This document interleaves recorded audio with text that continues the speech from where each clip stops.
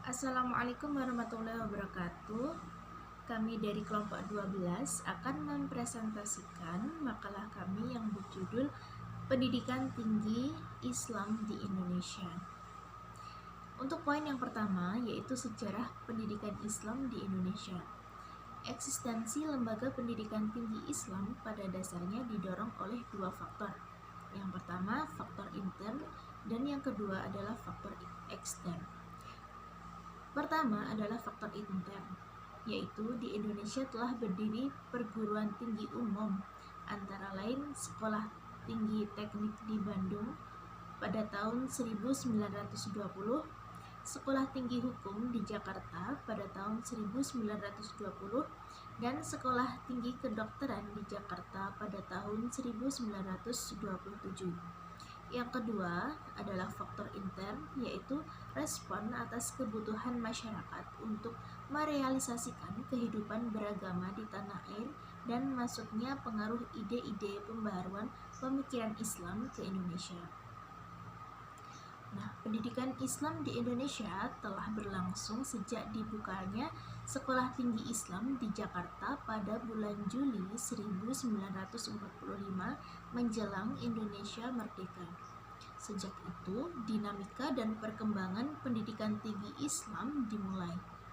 Setelah terbentuknya Sekolah Tinggi Islam berubah menjadi Universitas Islam Indonesia atau UII. Perkembangan berikutnya, Fakultas Agama UII dinegrikan menjadi PTAIN. Kemudian fase berikutnya muncullah IAIN dan STAIN. Selain itu, muncul pula pendidikan tinggi Islam swasta, baik berbentuk universitas, institut, ataupun sekolah tinggi.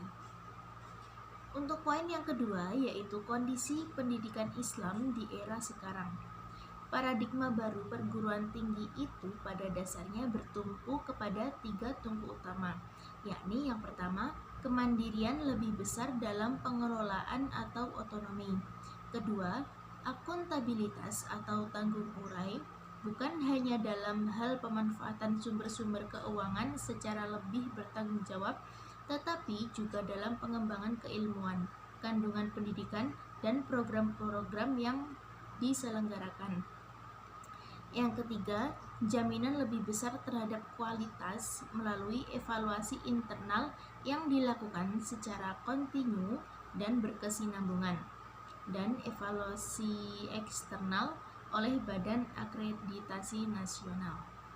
Baik, mungkin itu saja yang dapat kami sampaikan. Apabila ada kurang lebihnya kami mohon maaf. Sekian, wassalamualaikum warahmatullahi wabarakatuh.